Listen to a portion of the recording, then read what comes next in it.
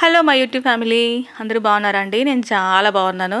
ఈరోజు మన వీడియో ఏంటంటే సంక్రాంతి స్పెషల్గా ఓలిగలు తెచ్చాను మీ ముందుకి. చాలా చాలా ఈజీగా, ఫస్ట్ టైం చేసే వాళ్ళు కూడా చాలా ఈజీగా చేస్తారు. టేస్ట్లో ది బెస్ట్. అంటే మా సైడ్ ఏ ఫంక్షన్లో జరిగినా ఓలిగలు లేనిది ఫంక్షన్ స్టార్ట్ అవ్వదు, ఎండ్ అవ్వదు. అంత ఇష్టంగా తింటారు ఓలిగలు. కొన్ని సైడ్ భక్ష్యాలు అంటారు, కొన్ని సైడ్ బొబ్బట్లు అంటారు. రుచి మాత్రం అమోఘం అంటే అమోఘం. అమ్మమ్మ స్టైల్లో ఈ ఓలిగలు చేస్తున్నానండి. మళ్ళీ ఇప్పుడు ట్రెండ్ అయిపోయాయి ఈ లావు ఓలిగలు, దుబ్బోలిగలు అంటాం మేము. ఆ ఓలిగలు ఇప్పుడు ట్రెండ్ అయిపోయి. ఇక్కడ నేను 3 గ్లాసుల శనగబాయలు తీసుకుంటున్నానండి. ఈ శనగబాయలు మేము పండించినవే అనమాట. మాకు శనగ పంట ఉంటుంది. ఇక్కడ 3 గ్లాసుల శనగబాయలకి 6 గ్లాసుల నీళ్లు వేసుకున్నాం. ఓకేనా? ఈ 6 గ్లాసుల నీళ్లు వేసుకున్న తర్వాత స్టవ్ మీద పెట్టి ఉడకబెట్టుకుందాం. ఎలా ఉడకనివ్వాలి అనేది చూపిస్తాను. అంటే ఎంతవరకు ఉడకాలి అనేది చూపిస్తాను. ఇప్పుడు అవి ఉడికే లోపల మనం ఏం చేద్దామంటే రవ్వ, ఓలిగ రవ్వ అంటామండి. ఇది చాలా సన్నగా ఉంటుంది. అంటే మీరు సూజీ ఇది ఉప్మాకి చేస్తారు కదా, అంతకన్నా కూడా సన్నగా ఉంటుంది ఈ రవ్వ. ఇది 2 గ్లాసులు, 3 గ్లాసులకి 2 గ్లాసులు వేసాం. ఫస్ట్ టైం చేసే వాళ్ళైతే 2 గ్లాసులు వేసుకోండి. మీకు ఎక్స్పీరియన్స్ ఉంది అంటే ఇంకొంచెం తగ్గించుకొని వేసుకోండి రవ్వ. ఓకేనా? దీంట్లోకి కొంచెం అంత ఉప్పు, ఒక్క చిటికెడు ఉప్పు, ఒక 2 స్పూన్ల ఆయిల్, ఒక 2 స్పూన్ల మైదా, ఇవన్నీ వేసి ఇక్కడ చూపిస్తున్నట్లుగా జారుగా కలుపుకో. మీకు ఓలిగ రవ్వ లేకపోతే సగం మైదా పిండి, సగం గోధుమ పిండి కూడా వేసుకోవచ్చండి. కొంచెం కొంచెంగా వాటర్ వేసుకుంటూ కలుపుకోండి. అప్పుడే మీకు కన్సిస్టెన్సీ అనేది అర్థమవుతుందన్నమాట. ఒకటేసారి నీళ్ళు పోసారంటే మళ్ళీ కష్టమైపోతుందండి. ఇంతకీ మీలో ఓలిగలు అంటే ఎంతమందికి ఇష్టం? నేను విన్నాను ఇక్కడ నాగార్జున గారికి, అదే హీరో నాగార్జున గారికి బొబ్బట్లు అంటే డైటింగ్ లేదు, ఏం లేదు, ఫసక్ మొత్తం అంటే బాగా ఇష్టంగా తింటారు అనేది విన్నాను. ఓలిగలు అంటే చాలా మందికి ఇష్టం. అనంతపురం సైడ్ నుంచి జూనియర్ ఎన్టీఆర్ పెళ్ళికి కూడా ఓలిగలు వెళ్ళాయి. ఈ విషయం మీకు తెలుసో తెలియదో ఒకసారి చెక్ చేయండి. అంత ఫేమస్ అన్నమాట అనంతపూర్ ఓలిగలు. ఇదిగోండి. నెక్స్ట్ నేను మరి ఇంకొక ఓలిగలు కూడా చూపిస్తాను. అవి పేపర్ ఓలిగలు అంటారు. చాలా పతలాగా పళ్ళెమంత వెడల్పుతో వస్తాయన్నమాట. అవి మా సైడ్ చాలా బాగుంటాయి, చాలా బాగా చేస్తారు. అవి కూడా ఇంకొకసారి ట్రై చేస్తాను. కాకపోతే ఇప్పుడు కొత్తగా పెళ్ళైన వాళ్ళు, ఫస్ట్ టైం చేసే వాళ్ళకి ఈజీగా దుబ్బోలిగలు, లావోలిగలు చూపిస్తున్నాను అనమాట. ఇదిగోండి, ఇలా మెదిపితే ఉడికిన తర్వాత శనగబాయలు ఇలా మెత్తగా అయిపోవాలన్నమాట. మరీ మెత్తగా ఉడికితే పూర్ణం జారైపోతుంది, గమనించుకోండి. ఓకేనా? ఇక్కడ నేను చూపిస్తున్నాను కదా, ఇలా ఉడకాలి.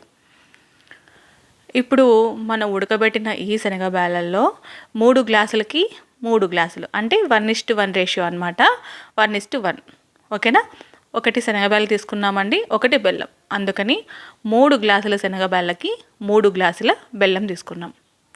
ఇప్పుడు ఈ శనగబాయలు, బెల్లము అంతా కలిసేలాగా ఇక్కడ చూపిస్తున్నట్లుగా ఇలా కుదించుకోండి. ఓకేనా? గిన్నెని ఇలా పైకి అంటూ కుదించుకున్న తర్వాత ప్లేట్ వేసుకొని మూత పెట్టండి. ఆవిరికి బెల్లం పచ్చి వాసన పోతుంది. ఓకేనా? ఇప్పుడు గ్రైండర్కి వేసుకుందాం. కొంచెం కొంచెంగా గ్రైండర్ వేసుకుంటూ బెల్లం కొంచెం మెదుపుకోండి. మరి కొంచెం లావు ఉంటే కనుక గ్రైండర్ కింద పడడం కష్టం అయిపోతుంది. కొంచెం ముందుగానే మెదిపేసుకొని వేసేసుకోండి. అంటే బెల్లం దంచుకునేటప్పుడు గడ్డలు గడ్డలు లేకుండా చిన్న చిన్నగా చేసుకొని వేసుకోండి. ఇప్పుడు ఈ గ్రైండర్ గురించి మీకు ఏమన్నా తెలియాలి అంటే నాతో కామెంట్ చేయండి. ఈ గ్రైండర్ గురించి ఫుల్ డీటెయిల్స్ నేను చెప్తాను. ఇక్కడ నేను ఏం వేసాను పూర్ణంలోకి అని అంటేనా, ఒక 4 యాలకులు, అట్లాగే ఒక ఇంచు మందంతో ఉండే సొంటి. ఇది వేయడం వల్ల ఓలిగలకి ఫ్లేవరు భలే అంటే భలే బాగుంటుందండి. ఒకసారి తప్పకుండా ట్రై చేయండి.